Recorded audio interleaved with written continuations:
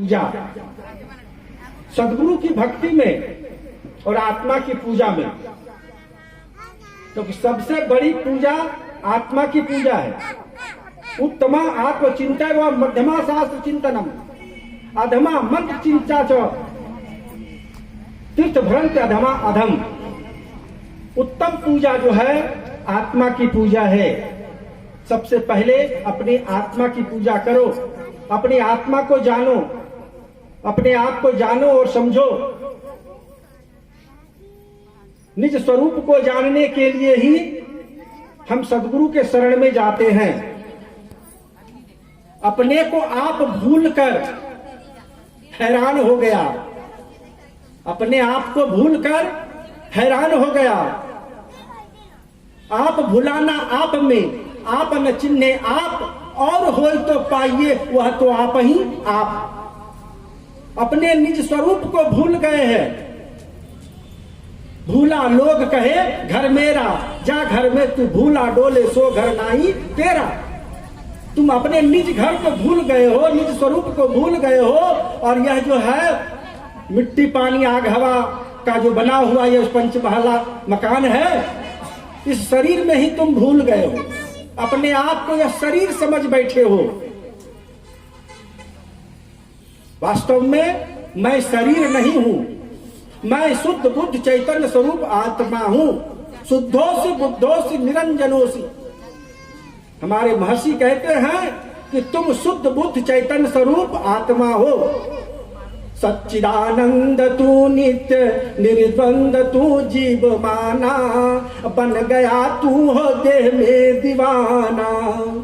का सच्चिदानंद तू नित्य निर्द्वंद तू, तुम सच्चित आनंद स्वरूप हो। लेकिन इस शरीर में आकर के तुम अपने आप को भूल गए हो कि मैं यह शरीर हूं। ये हमारे नाते रिश्तेदार हमारे हैं, लेकिन ये हमारे कोई है नहीं। ये कुछ दिन के लिए मालूम पड़ते हैं कि हमारे हैं, लेकिन सब स्वार्थ बस हमारे लगते हैं। जिसका स्वार्थ पूर्ति होना बंद हो जाता है तो बाप बेटे से रिश्ता खत्म हो जाता है, पति पत्नी से रिश्ता खत्म हो जाता है। अन्य कुटुंबियों की तो बात ही क्या कहना। जो पत्नी है, जो अर्धांगिनी है, 7 फेरे लेकर के जिसको लाए हो, वह भी साथ देना छोड़ देती है यदि उसके स्वार्थ की पूर्ति नहीं होती है। तो जिस बेटे को गोद में खिलाए, कितना कष्ट सह करके पढ़ाए लिखाए, योग्य विद्वान बनाए, नौकरी सर्विस दिलाए, खेत खलिहान बना दिए, घर महल बना दिए, उस बेटे के भी यदि थोड़ी सी स्वार्थ में कटौती होती है तो वह बेटा भी बाप को छोड़कर चल देता है।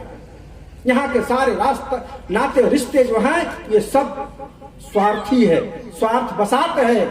आपको हमसे स्वार्थ है तो आपको हमसे स्वार्थ है, हमको आपसे स्वार्थ है। स्वार्थ लाग करहि सब प्रीति, सुर नर मुनि सबकी यही रीति। हमारा यह स्वार्थ था कि हम जाएंगे डंगनिया तो कुछ सत्संग भजन सुनाएंगे, साहब लोगों का दर्शन होगा, भक्तों से मिलन होगा, ये हमारा स्वार्थ था। और आपका स्वार्थ था साहब वहां से आएंगे, बहुत दिन से मिले जुले नहीं है, साहब का दर्शन होगा, साहब के बाणी वचनों को सुनेंगे। स्वार्थ तो सब में है, लेकिन एक स्वार्थ परमार्थ वाला स्वार्थ है। संतों से मिलन का जो स्वार्थ है, ये जो आपने सत्संग कराया है, संत महात्माओं को बुलाकर जो उनका दर्शन लाभ ले रहे हैं, उनके वाणी वचनों उपदेशों का जो लाभ ले रहे हैं, ये परमार्थिक स्वार्थ है। स्वार्थ तो यह भी है, लेकिन ये परमार्थिक स्वार्थ है। इस स्वार्थ में हमारा कल्याण है। तो कल्याणप्रद जो कार्य है, जिससे कि आत्मा का कल्याण मिले, आत्मा की उन्नति हो, उस कार्य को तो करना चाहिए।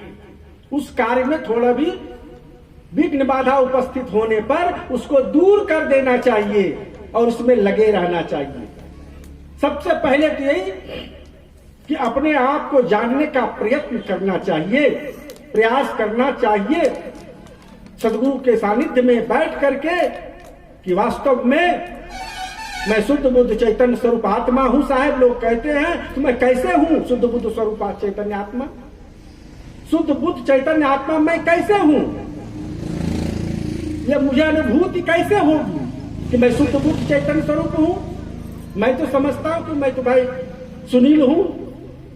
मेरे माता पिता ने शरीर को जन्म दिया है, इनका नाम रखा है सुनील। मैं तो यही समझ रहा हूं कि सुनील हूं, मैं भी यही समझता था। लेकिन जब सदगुरु के पास गए, उनका सत्संग सुना, तब समझा कि नहीं, मैं यह शरीर नहीं, मैं तो इस शरीर में रहने वाला हूं। मैं यह शरीर नहीं हूं, मैं शरीर में रहने वाला हूं।